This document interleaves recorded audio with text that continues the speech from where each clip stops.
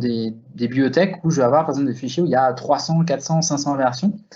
Et je demande toujours, mais vous voulez que je récupère quel historique sur vos documents? Est-ce que je prends les 300, les 400 versions ou est-ce que j'en prends 2, 5, 10? Donc là, en fait, en fonction de la réponse, on va pouvoir le paramétrer dans le logiciel de migration et on va prendre que ce qui est nécessaire.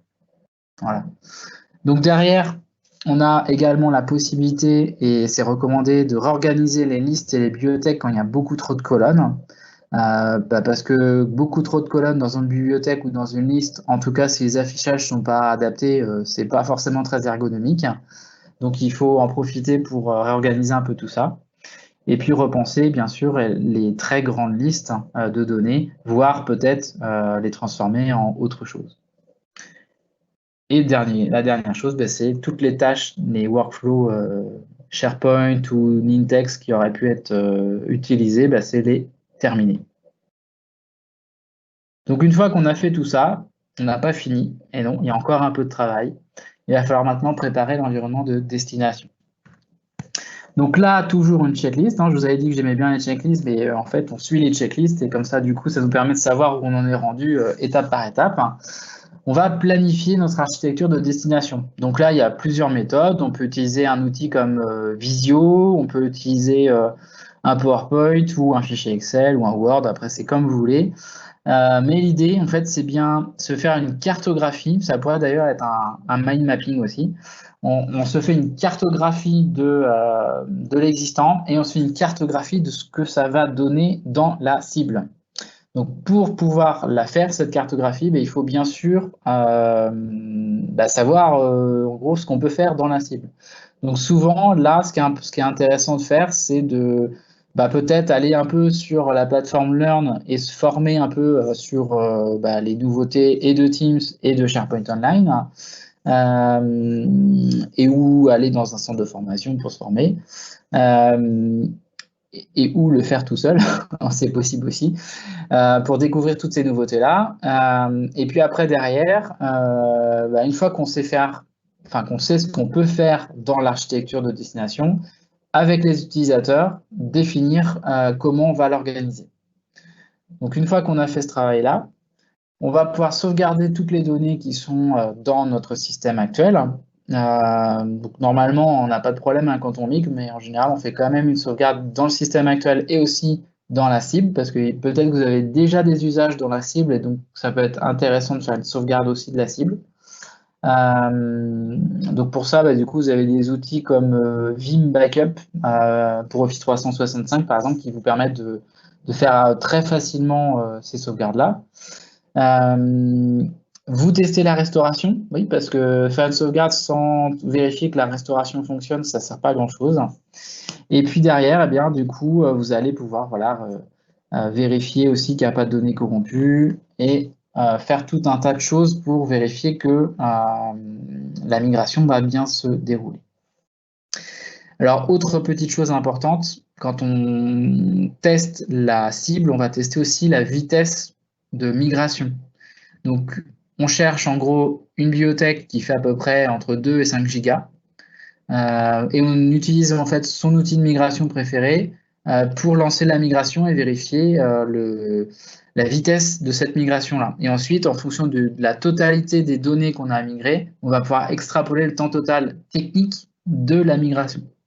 Et ça, c'est super important, puisqu'en fonction de plein de facteurs, le débit Internet, les équipements actifs, du coup, ça va être plus ou moins rapide. Et du coup, ça peut vous obliger à faire des lots de migration plutôt que de faire un one-shot, par exemple. Donc ça, c'est hyper important, il faut bien tester tout ça.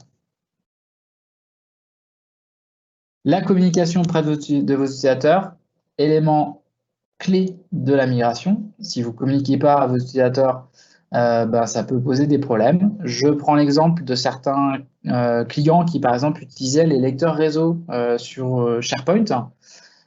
Sachez qu'on ne peut plus utiliser les lecteurs réseau sur SharePoint Online et Teams, puisque du coup, c'est plus supporté. Donc du coup, la préconisation, c'est si vous voulez vraiment avoir une utilisation un peu comme des lecteurs réseau, c'est de déployer le client de synchronisation OneDrive, donc dans la dernière version, avec la dernière version de Windows 10, et via des GPO pour du coup le déployer sur tous les postes comme un lecteur réseau, avec du coup la possibilité également derrière de pouvoir appliquer des stratégies du type 0 octet sur le disque dur et uniquement si je clique sur le fichier, ça me le télécharge en local et je le modifie. Mais pour faire ça, il faut avoir analysé aussi l'existant en termes de poste de travail, en termes de back-office, en termes de version de Windows, en termes d'AD. Donc, il y a encore pas mal de petits prérequis à vérifier avant. Et si vous ne faites pas ça et que vous dites, bah ouais, mais la conduite du changement, du coup, ça va être un peu plus compliqué, parce que du coup, passer d'un SharePoint qui était finalement peut-être caché via des lecteurs réseau vers un SharePoint online ou une équipe Teams, du coup, ça m'oblige à faire la conduite du changement. Eh bien oui, ça oblige à faire la conduite du changement et donc à communiquer auprès de mes utilisateurs quelles sont les différences. Donc sur des sites web SharePoint, ça va être par exemple l'URL qui peut changer. Ça peut être par exemple tous les raccourcis qui ont été mis sur les bureaux. Ça peut être les références documentaires dans les cartouches des documents où on fait référence à une URL qui n'est plus bonne. Ça peut être pas mal de choses, donc il faut vraiment bien penser sa migration. Il faut aussi parler du calendrier de la migration. Et il ne faut pas hésiter à faire tester à vos key users, du coup, ce qui va être en cible pour que l'adoption soit meilleure derrière. Et bien sûr, vous pouvez aussi vous faire accompagner par des experts en interne ou en externe sur, du coup, la conduite du changement. Excuse-moi, Kevin, c'est la dernière minute. Ouais, je vais aller super vite. Donc, on démarre la migration. Donc, la migration, en fait, on le fait avec un outil comme ShareGate Desktop ou les outils que j'ai mentionnés tout à l'heure. Et derrière, on va pouvoir migrer rapidement nos fichiers. J'avais prévu une petite démo de ShareGate Desktop. Donc, on va faire copie, copier du contenu. Alors, on peut copier des équipes Teams maintenant. Alors, ça, c'est nouveau. Voilà. Je pense que ça va être loupé pour... Et tu m'as dit, il en reste combien de minutes? C'est terminé. 50 minutes. Ah! Il reste quelques minutes pour les questions. D'accord, donc du coup, je suis désolé, je parle beaucoup et c'est vrai que c'est passé très, très, très vite. Du coup, je ne sais pas si vous avez des questions. Sans doute que oui. Il y a les questions. On prend les questions pour encore quelques minutes et ensuite, on va devoir préparer les autres, préparer l'espace pour le prochain conférencier. Alors, vous pouvez D'accord. utiliser le Q&A là, pour poser les questions. Je vais essayer de voir si je les vois. Pour l'instant, j'ai plutôt quelque chose de blanc. Présentement, il n'y a pas de questions dans le...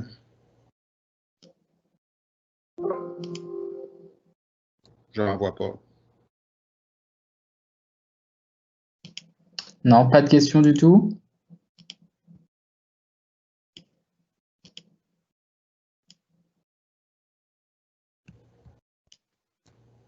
Alors, oui. Non, si Nathalie, qui est archiviste, ce sera pour une autre fois. Donc, C'est une discussion que j'avais avec en privé.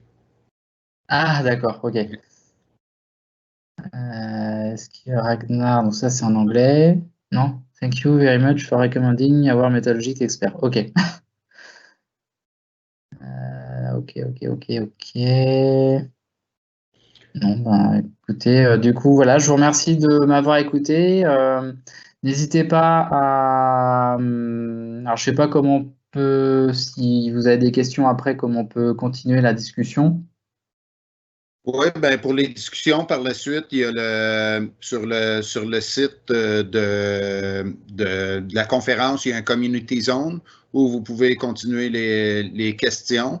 Et les sessions vont être publiées aussi sur YouTube. Il va y avoir une liste là, avec toutes les sessions. Vous allez pouvoir revoir la liste des sessions. Alors, merci beaucoup, Kevin. Merci pour votre attention à tous ceux qui sont là. Et on recommence avec une autre session dans environ 8 minutes dans exactement 8 minutes pour la mise en place d'une gouvernance avec Adrien Nessim Sokar. Alors, à bientôt. Merci, Kevin. Merci, à bientôt.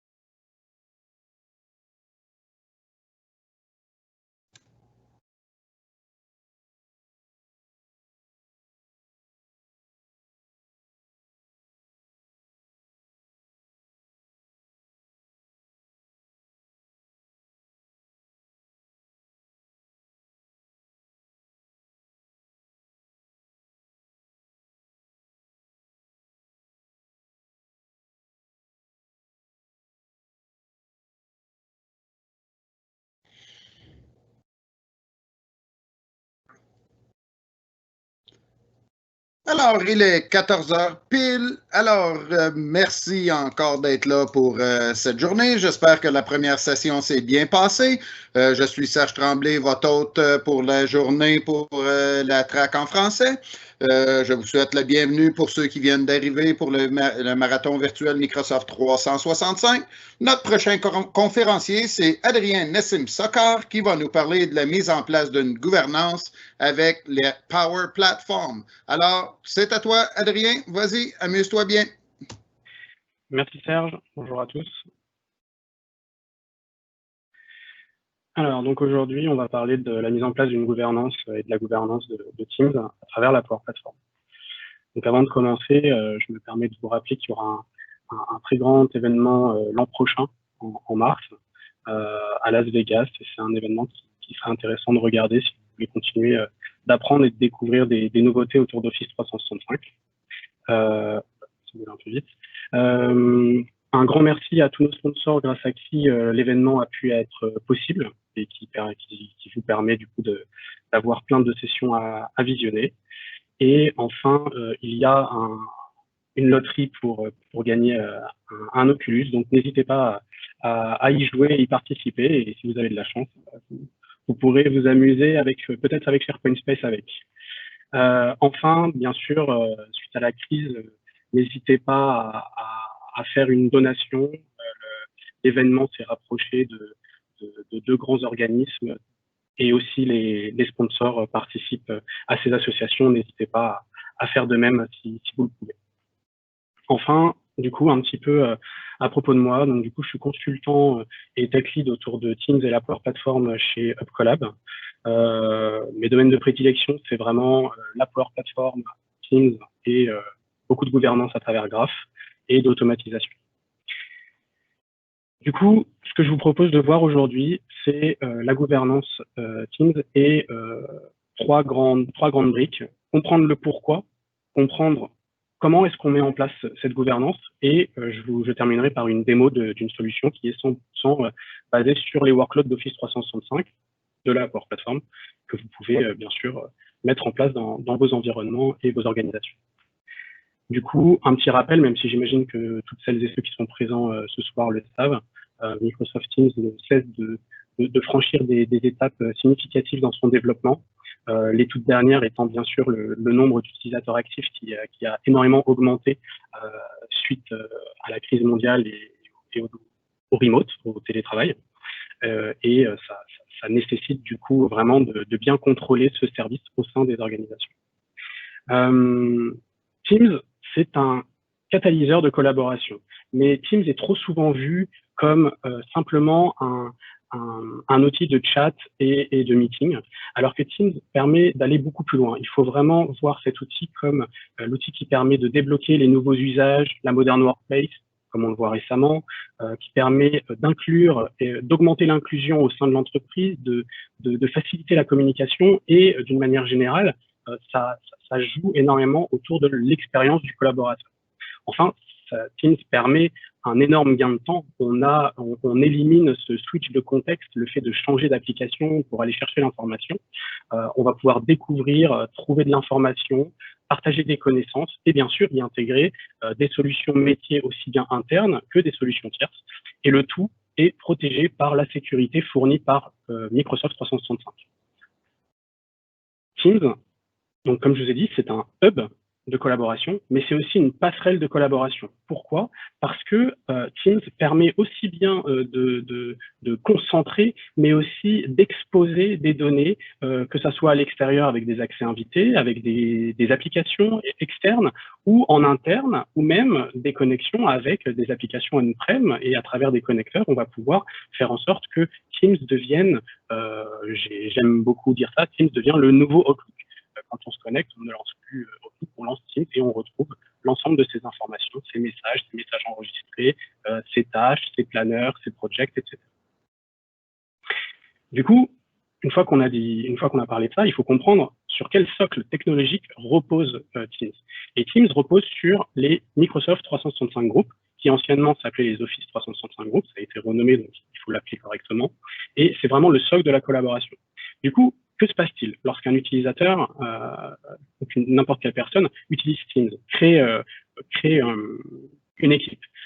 Derrière, au niveau du back-end, au niveau de l'infrastructure Microsoft, est provisionné un groupe au sein d'Azure Active Directory. Et ce groupe, ensuite, permet de porter les ressources telles que Yammer, SharePoint, Planner, Teams, à disposition des utilisateurs. Donc, Microsoft 365 Group n'est pas un produit, c'est un service. Il faut le voir comme tel. C'est transparent pour les utilisateurs, mais c'est la clé de voûte de cette notion de gouvernance, et on va voir ça dans la suite. Les groupes, il faut savoir que c'est activé par défaut, mais il faut bien comprendre leur fonctionnement.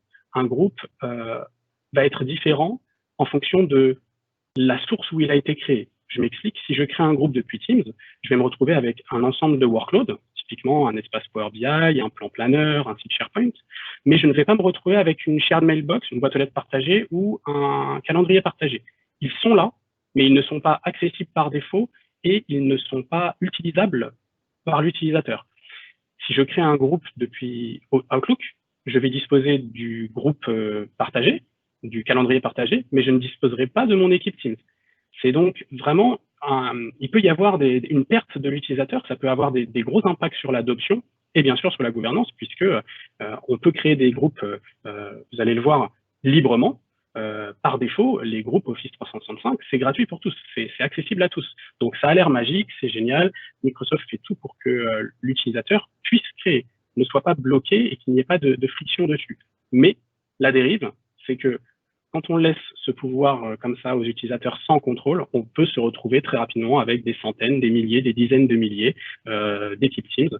Dernièrement, j'ai même travaillé pour certaines organisations où le service Teams n'était même pas lancé, qu'il y avait déjà plus de 10 000 équipes Teams avec plus de 1000 équipes qui s'appelaient tests. Le grand classique quand on n'a pas de gouvernance. Donc maintenant, on va parler un petit peu de la gouvernance Teams. Oula, qu'est-ce qui s'est passé? Excusez-moi. Donc, j'ai un problème sur mes slides. Donc, la gouvernance Teams. D'abord, c'est les besoins. Le besoin, c'est quoi? Le besoin, c'est de prévenir le chaos, prévenir l'augmentation non contrôlée des équipes Teams. Quand on va prévenir, du coup, on va construire un socle au niveau IT qui sera propre, qui sera clean. Il y aura une expérience des utilisateurs qui sera maîtrisée et qui sera surtout contrôlée. On va pouvoir guider les utilisateurs. Et enfin, on va pouvoir proposer à l'ensemble de l'organisation des modèles d'équipe qui répondent à des besoins métiers et des besoins organisationnels. Enfin, on a besoin d'automatiser le tout. On ne souhaite pas avoir des demandes ad hoc à traiter une par une. Et bien sûr, on a besoin d'augmenter et d'améliorer les types de rapports sur l'utilisation pour aider l'adoption et bien sûr pour faire évoluer cette solution, puisque on est dans le monde cloud. Le monde cloud, c'est à l'opposé du monde on-prem dans sa vision, c'est-à-dire qu'on ne met pas en place un outil et on n'y touche pas pendant des années. On met en place un outil et on rentre dans cette logique de développement continu, d'amélioration continue. Je suis désolé, j'ai un problème sur mes slides, excusez-moi pour les yeux.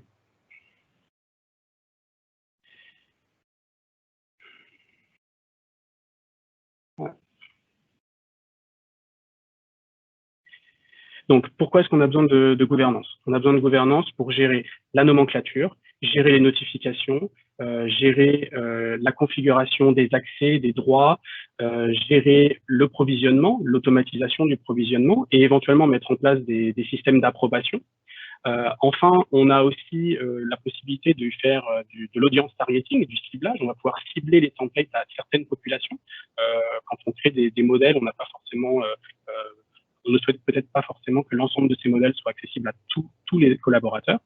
Enfin, on va bien sûr créer ces modèles et on va pouvoir construire un annuaire d'organisation, gérer le cycle de vie et enfin pouvoir améliorer les rapports. On va le voir par la suite. Donc, la gestion de cette gouvernance, ce besoin, c'est vraiment de pouvoir contrôler de A à Z le cycle de vie d'une équipe et d'un groupe donc qui est en dessous. Ça, c'est un mind map que j'ai fait sur les notions de gouvernance Teams. Vous allez pouvoir y voir l'ensemble des branches qui en sortent, et toutes les features, tous les besoins qui s'approchent de la gouvernance Teams, quand on souhaite mettre en place un projet de gouvernance Teams, on a besoin d'aborder l'ensemble de ces sujets. Ça ne veut pas forcément dire qu'on va s'en servir, qu'on va les activer, mais on a besoin de donner une réponse à chacun de ces points pour pouvoir contrôler la gouvernance Teams dans sa globalité. Je vous prie de m'excuser pour les slides, il y a un problème sur le deck. Enfin, la gouvernance, du coup, c'est une automatisation. On souhaite mettre une automatisation pardon, de bout en bout. Donc, on doit gérer l'automatisation aussi bien dans l'aspect de création, l'aspect est-ce qu'on va définir que c'est en libre accès ou via approbation. On va automatiser toute la partie de configuration. C'est pas parce qu'on crée des équipes Teams qu'on souhaite ensuite faire les settings et les réglages manuellement après. On veut gérer tout ça, gérer le design des sites SharePoint, gérer le cycle de vie. Bien sûr, une équipe Teams n'a pas forcément vocation à rester ad vitam aeternam active et existante sur le tenant. On souhaite mettre en place de l'expiration, du renouvellement, solliciter les propriétaires, ceux qui maîtrisent le véritable cycle de vie de cette équipe pour pouvoir leur demander est-ce qu'il faut renouveler ou pas cette équipe. Et en fonction de cette réponse, on peut déclencher des actions d'archivage, de suppression et éventuellement de restauration. Enfin, on a toute la partie rapport, on va collecter des métadonnées, on va augmenter la quantité de données et de méta qu'on peut récupérer pour venir enrichir cette analytics qu'on fera à travers du Power BI par derrière. Donc la gouvernance, c'est trois grandes étapes clés. La première qui est le contrôle, la deuxième qui est la modélisation et la troisième qui est l'analyse. On va voir juste après. Donc, au niveau du contrôle, d'abord, on a le contrôle, on doit définir est-ce qu'on passe dans un mode self-service ou un mode via approbation. Il faut savoir que par défaut, ce qu'on va appeler le self-service out of the box, c'est le mode que vous connaissez quand vous êtes dans une organisation et qu'aucune gouvernance n'est mise en place. N'importe qui peut créer des équipes Teams, des groupes Outlook, des sites SharePoint basés sur des groupes Office 365 sans aucune restriction et sans aucune règle. Le mode libre service a donc des avantages en termes d'adoption, puisqu'il facilite très rapidement le fait que les utilisateurs utilisent ce produit, mais en termes de gouvernance, c'est extrêmement compliqué à suivre et ça nécessite une très grande précision par la suite de monitoring pour venir faire ça. Quand on rentre dans une notion d'approbation, on restreint la création des groupes. On va donc forcer qu'il y ait une approbation pour qu'une équipe Teams soit créée. L'expérience utilisateur là est fortement impactée parce que on a une sorte de friction de la part de frustration qui sera ressentie de la part de l'expérience utilisateur et qu'il faut vraiment suivre au risque d'avoir du shadow IT. Maintenant, quand on prend ces deux-là, il faut savoir qu'on peut les mixer ensemble. On peut avoir du self-service contrôlé. C'est-à-dire qu'on va restreindre la création des groupes, mais on va fournir aux utilisateurs un formulaire, dans notre cas, ce sera une application Power Apps, qui se chargera de gérer toute cette interface utilisateur, toute cette expérience, mais qui permettra une création en mode self-service. Et donc, on réduit fortement l'impact dans l'expérience utilisateur. L'impact sur l'adoption est le même, puisque l'adoption, de mon point de vue, c'est vraiment quelque chose qui doit être suivi de formation, d'accompagnement, construire ces communautés champions, c'est quelque chose qui doit être présent, quel que soit le modèle choisi. Enfin, on rentre dans la partie, excusez-moi pour les slides, on rentre dans la partie modélisation. La modélisation, c'est quoi? C'est là qu'on va définir les templates et on a ici un ensemble d'outils à notre disposition qui est très vaste.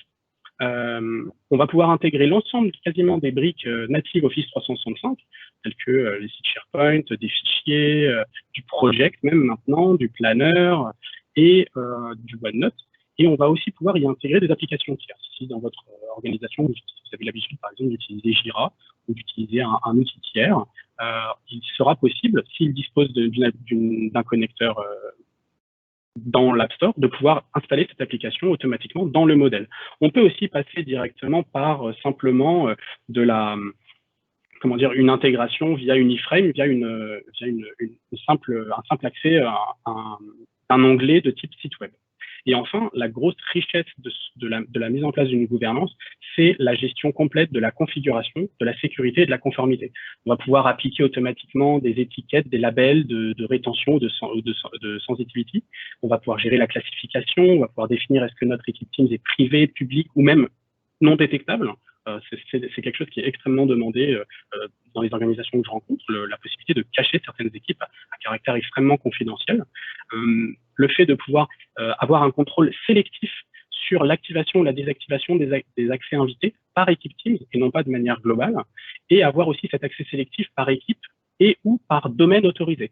Il est très souvent vu chez des grosses organisations qu'il est interdit par exemple, dans les process de sécurité, il est interdit de pouvoir inviter sur l'environnement Office 365, c'est quoi? C'est le SI quand même, c'est le service, le système d'information, et d'interdire de pouvoir inviter un concurrent, typiquement.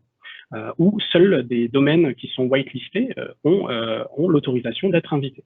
Enfin, on va pouvoir gérer ce processus d'approbation qui peut reposer totalement sur l'annuaire Azure Active Directory ou éventuellement des annuaires tiers.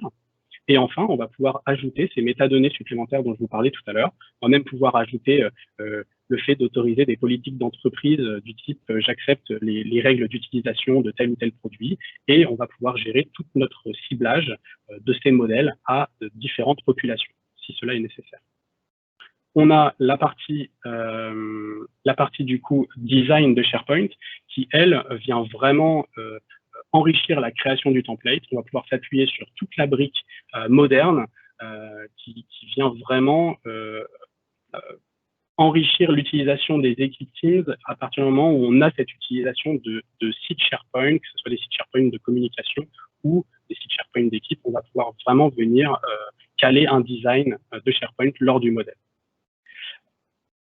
Enfin, la dernière partie, c'est la partie analyse et évolution. C'est là où on va pouvoir avoir des rapports qui vont nous servir pour suivre un peu les indicateurs. Il faut savoir que de manière native, on a un ensemble d'outils à notre disposition. On a l'outil les consoles d'admin de Teams, on a les consoles de Office 365 Usage Analytics, qui désormais a été changé en Microsoft 365 Usage Analytics. Et enfin, on a la possibilité de venir construire ce tableau de bord personnalisé dont je vous parle depuis tout à l'heure avec ces métadonnées, et on va pouvoir définir nous-mêmes des KPI, définir nous-mêmes des informations plus fines, plus pertinentes par rapport au business. Comment définissons-nous un utilisateur actif? Cette notion-là peut être différente quelle que soit l'entreprise. Il peut y avoir des entreprises pour lesquelles un utilisateur actif, c'est quelqu'un qui se connecte une fois tous les 3 jours, alors que dans une autre, ça pourrait être quelqu'un qui se connecte une fois toutes les 2 semaines. Ça peut être un utilisateur actif. Il faut donc venir faire jouer cette lecture des données présentes dans ce dataset que nous fournit Microsoft, mais aussi les données présentes à travers la collecte de métadonnées. Et enfin, on va pouvoir venir aller chercher des informations très importantes du type est-ce qu'une équipe Teams est inactive, est obsolète, n'a pas de propriétaire. On va pouvoir déclencher des actions et même déclencher des processus, des workflows pour venir remettre en conformité une équipe Teams au regard de la gouvernance qu'on souhaite appliquer. Ce que je vous propose, c'est de vous montrer la démo de la solution avant de revenir sur les slides. Je me confirme, Serge, si le partage est bon dans 2 secondes.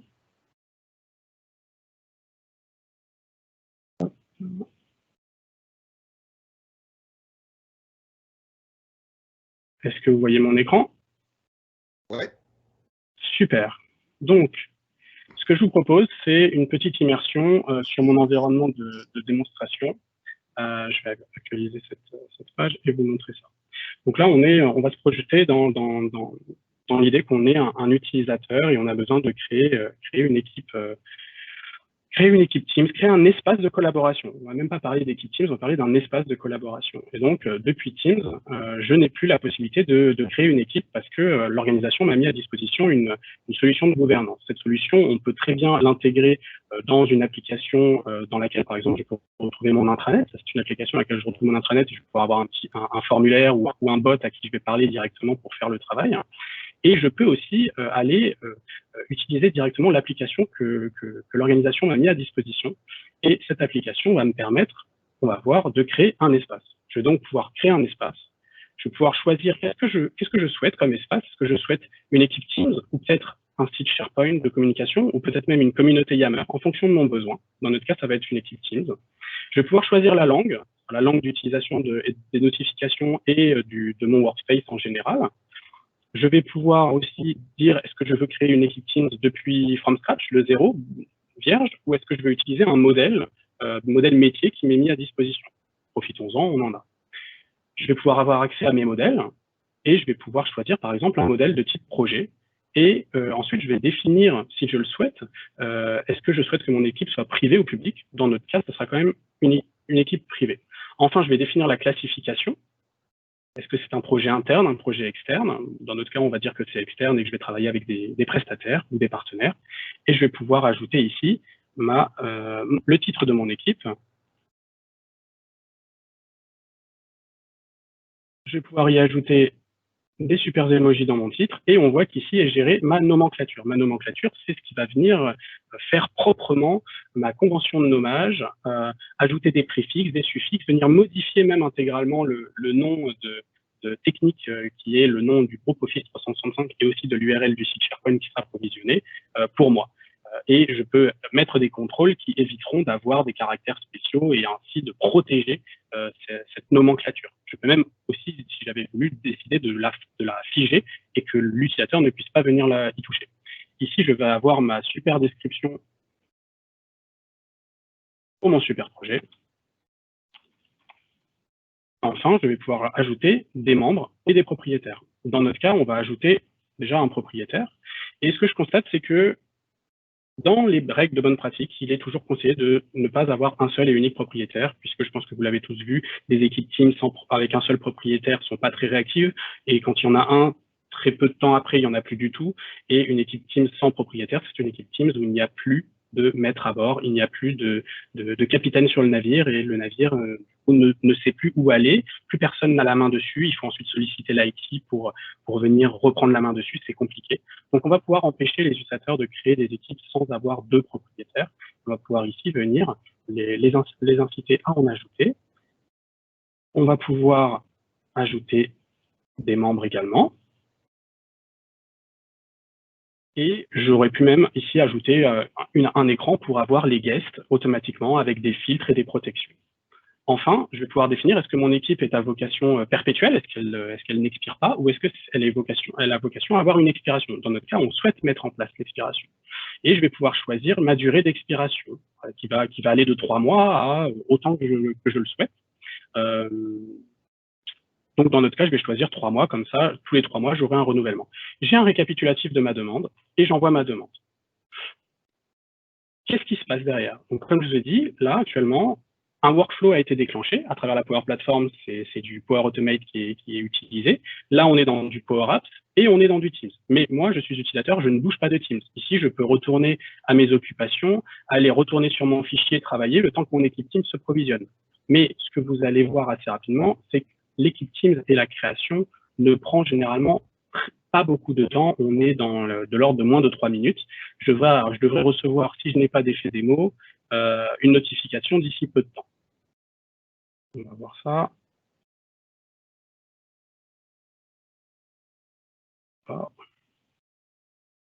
Bon, entre-temps, je vais créer une autre équipe pour vous montrer, et puis de toute façon, j'en ai créé avant pour pallier à ce problème si besoin.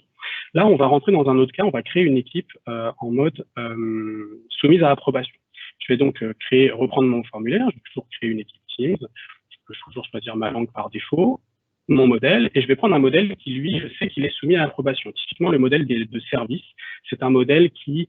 on n'a pas vocation à avoir plusieurs équipes de départements. Il y a une équipe RH, il n'y en a pas 36. Et surtout, les utilisateurs ne sont pas censés pouvoir en créer une. Donc, on peut imaginer que cette équipe est soumise à approbation. Je vais donc la choisir. Je vais pouvoir choisir est-ce qu'elle est privée, publique. Je vais pouvoir à nouveau choisir mon modèle. Là, dans notre cas, c'est du service, donc c'est vraiment interne. Et je vais pouvoir écrire mon département RH. Là, je peux même venir ici changer ça. Je vais appeler juste ça corps RH, par exemple. Et je peux du coup avoir une différence entre mon titre et l'URL du nom technique, ma description. Et je passe sur la création des membres. Ici, je vais ajouter moi-même en propriétaire. J'aurais pu également faire en sorte que le formulaire fasse enregistre automatiquement l'utilisateur en cours qui utilise l'application comme propriétaire par défaut de l'équipe, au moins d'en avoir un. C'est quelque chose qui est tout à fait possible de mettre en place. Je vais continuer d'ajouter mes membres. Et je passe à la mise en place de l'expiration. Dans notre cas, ça sera une expiration qui sera en legal hold, puisqu'elle n'expire jamais. Et enfin, j'envoie ma demande. Là, je vois que j'ai reçu une notification entre-temps, le temps que les data centers de Microsoft se réveillent doucement. Voilà, j'ai ma première notification. Donc, mon équipe Teams est en cours de création. Ça, c'est mon application que j'ai déclarée dans Azure Active Directory et qui est consommée par Power Automate pour aller aussi attaquer Microsoft Graph.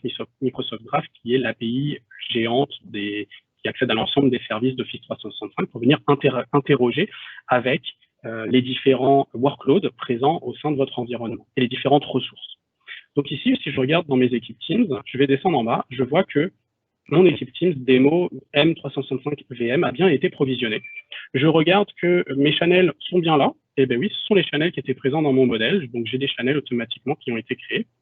Je vois même qu'il m'a supprimé le wiki, parce que j'ai pour habitude de supprimer les wikis et d'utiliser plutôt OneNote. Et là, ce qui est très bien, c'est que je n'ai pas d'effet démo et vous êtes en train de voir en live le provisionnement. Donc là, il a ajouté le planeur et d'ici peu de temps, il va ajouter les autres onglets. Dans mon cas, j'ai ajouté plein d'onglets différents. Donc je retrouve automatiquement mon planeur déjà provisionné, déjà créé. Dans mon cas, j'ai pris un planeur vierge, mais j'aurais très bien pu prendre un template de planeur. On peut imaginer une équipe pour gérer des projets avec forcément un template et des buckets et des tâches déjà existantes, et on peut provisionner ça automatiquement.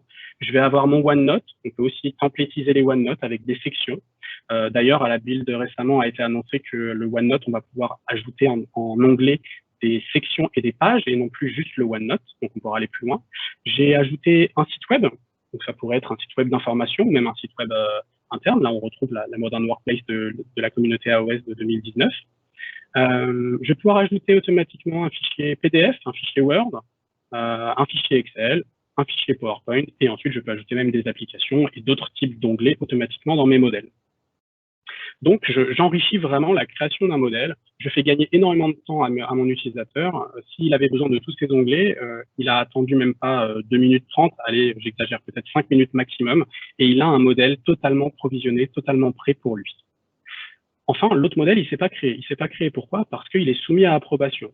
Donc, si je me mets du point de vue de celui qui approuve les demandes, je ne bouge pas de Teams. Je souhaite toujours, Teams, c'est mon nouvel OS. Teams, je ne souhaite pas le quitter. Je vais donc utiliser Flow. Dans Flow, j'ai mes notions d'approbation. Je vais voir, j'ai reçu normalement des notifications m'indiquant comme quoi il y a des équipes Teams en attente de création et d'approbation. Je vais regarder la dernière et j'ai un résumé de cette demande. Et je vais pouvoir choisir qu'est-ce que je fais. Est-ce que je l'accepte? Est-ce que je la refuse? Eh bien, celle-ci, je vais l'approuver. Voilà. Et celle qui est en dessous, on va pouvoir la regarder aussi. Et tout simplement parce qu'elle ne me plaît pas, elle ne répond pas aux normes qui sont demandées par l'organisation, je vais la réassigner à quelqu'un, donc à une autre personne qui pourrait valider certaines informations, ou tout simplement aussi la refuser. Elle n'est pas conforme. Et je peux retourner ensuite à mon travail sans avoir besoin de changer de contexte, sans avoir besoin de quitter Teams et d'aller dans un outil avec une URL que j'aurais dû garder dans mes bookmarks parce que je n'y vais que rarement. Là, j'ai tout ça automatiquement ici. Et là, ayant validé l'approbation de cette équipe Teams, on peut voir que Service Corp RH est en cours de provisionnement. Il a déjà été créé et le provisionnement rentre en cours. Et là, ce que vous pouvez voir, le Teams Gov-Service-Corp RH, c'est la convention de nommage. Au début, il crée le groupe et après, il applique le display name, le nom qu'on lui a demandé. Donc, d'ici peu de temps, on va voir cette partie-là disparaître et on ne verra que pour mon service RH apparaître puisque c'était le display name que j'ai demandé. Mais ce qui est bien, c'est que dans la partie SharePoint, dans la partie groupe Office 365, dans la partie email, cette nomenclature est bien appliquée, elle est bien respectée pour les administrateurs SharePoint, pour le service IT, pour les managers et toute personne qui a besoin de gouverner Teams et les espaces de collaboration. Ça va leur faciliter la vie puisqu'ils vont avoir vraiment une vue propre du coup des workspaces. Donc voilà pour la démo. Si, petit bonus.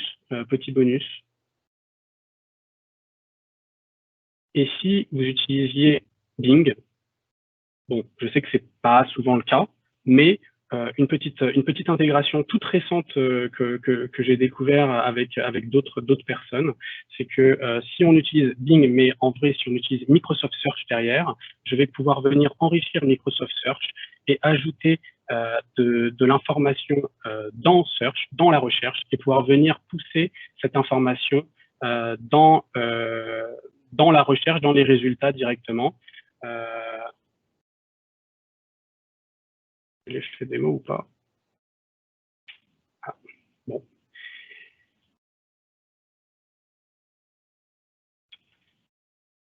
Voilà.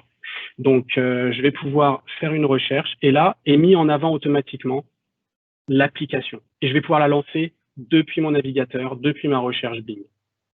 Je lance mon application, je peux l'utiliser et j'étais en train de faire une recherche. Donc, si on veut mettre en place typiquement une application, un processus métier qui vient enrichir, par exemple, je ne sais pas, comment est-ce que je transfère automatiquement mes pièces jointes vers mon OneDrive et qu'on a une application de formation, on va pouvoir trigger automatiquement, donc déclencher automatiquement la mise en avant de cette solution dans une recherche Bing.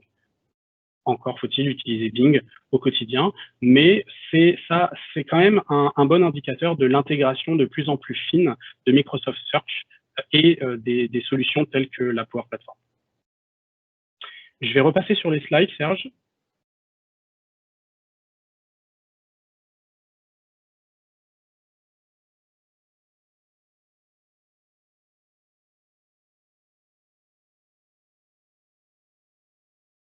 Tu me dis quand c'est bon.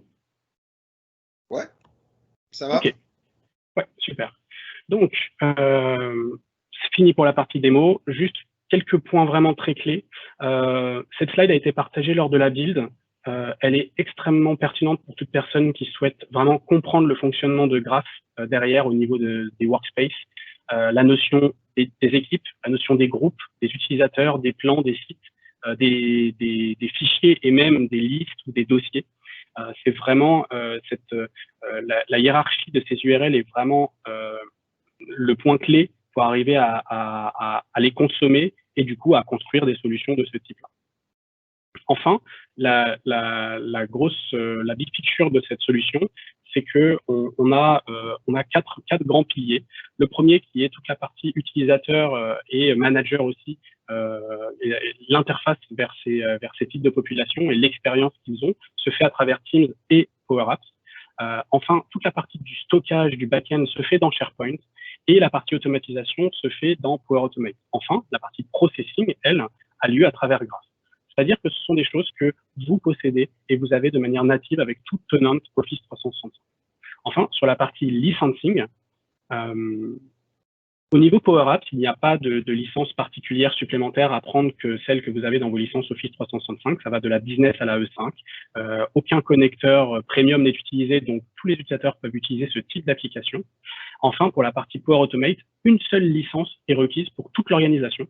C'est la licence qui va porter le workflow. Donc, c'est une licence qu'on appelle par user plan ou anciennement P1 dans notre cas, pour pouvoir venir consommer les actions de type HTTP qui sont des actions de type premium. Enfin, je vous ai mis quelques petits logos de Azure Key Vault, Azure Function et Azure Logic Apps parce qu'on a la possibilité, bien sûr, de prendre ce core modèle et de l'étendre, je ne vais pas dire à l'infini, mais presque.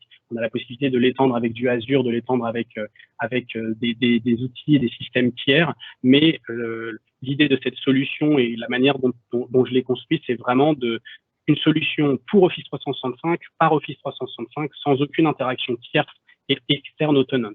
L'idée, c'est aussi de pouvoir rassurer la sécurité de certaines organisations pour pouvoir leur dire qu'avec cette solution, 100% des informations qui y transitent sont sous la propriété et la gouvernance du SI et de l'IT du tenant. Rien ne transite à l'extérieur. C'est quelque chose qui est très important, surtout par les temps qui courent. Enfin, oui. Il y a deux questions, peut-être, vu que tu es à cette slide-là. Oui. Une question qui demande, est-ce que c'est une solution clé en main que vous revendez via votre structure ou il faut la redévelopper, la solution que vous venez de démontrer? Alors, la solution que j'ai démontrée, c'est une solution de démo, mais nous avons une solution plus aboutie à travers ma structure, donc à travers UpCollab, que nous proposons effectivement aussi bien en accompagnement, en formation ou clé en main à mettre en place sur des environnements. Okay. Et il y a une deuxième question qui parle des fonctionnalités de Teams dispo. Est-ce qu'elles dépendent de l'abonnement Microsoft 365 qu'on a pris? Alors, j'ai pas tout à fait compris la question. Tu peux me la faire, s'il te plaît? Oui, ben, la question, c'est les fonctionnalités de Teams disponibles dépendent. Est-ce qu'elles dépendent de l'abonnement Microsoft 365? Fait que j'ai déjà répondu que pour les suffixes et préfixes et les mots bloqués, c'est Azure AD qui va bloquer, mais c'est autre chose. Alors, oui, bien sûr. Alors, quand j'ai construit cette solution au tout début, donc c'était il y a maintenant, j'ai commencé il y a maintenant 2 ans, j'ai rencontré beaucoup d'organisations qui me demandaient, on aimerait bien avoir Azure ADP1 sans payer Azure ADP1. Je ne promeux pas cette vision-là, surtout que Microsoft a fait énormément d'efforts et aujourd'hui, on a Azure ADP1 à travers des licences telles que la Business Premium. Mais il y a quand même certaines fonctionnalités qui sont présentes dans la Premium et que certains clients n'ont pas les moyens financiers d'accéder. Tout ce que vous avez vu dans la solution ne nécessite aucune Azure AD Premium pour fonctionner. Vos utilisateurs n'ont pas besoin d'avoir Azure AD Premium pour fonctionner. On a reconstruit certaines briques d'Azure AD Premium, sachant qu'Azure AD Premium, il ne faut pas le voir uniquement sur le point de vue Teams, il faut le voir dans sa globalité. C'est plus qu'Azure AD, enfin Azure étant le socle de toute la base d'Office 365. Vous comprenez bien que quand on parle d'Azure AD Premium, on parle d'une version premium pour toute la base d'Office 365. Donc, ça impacte la sécurité et d'autres fonctionnalités sur l'aspect sécurité dont je ne m'étendrai pas parce que je ne suis pas expert sur le sujet. Maintenant, quand on parle de fonctionnalités telles que les mots bloqués, les préfixes, les suffixes ou même l'expiration, Microsoft permet avec Azure ADP1 d'accéder à ce type de fonctionnalité, mais de mon point de vue, ça ne va pas assez loin. Ça répond à une demande de base, standard, qui peut faire le job dans beaucoup de petites structures, mais dès qu'on rentre dans des structures qui ont vraiment des notions complexes, des besoins de maîtriser complètement cette notion de préfixe, suffixe, et même peut-être d'intégrer des préfixes, des suffixes au sein de la nomenclature en elle-même, de gérer l'expiration avec plus que 3 valeurs, pouvoir gérer des expirations par scope, etc. Même l'approbation elle-même, l'approbation, Microsoft ne le gère pas. Donc, toutes ces fonctionnalités-là viennent enrichir vraiment le fait que vous ayez ou pas Azure ADP1. Je mets également cette solution en place dans des organisations où ils ont Azure ADP1 et Azure ADP1, très souvent, répond parfaitement dans des cas de sécurité ou autres, mais sur certains aspects ne va pas assez loin et donc nous venons enrichir les fonctionnalités qui y sont. J'espère que ça répond à la question.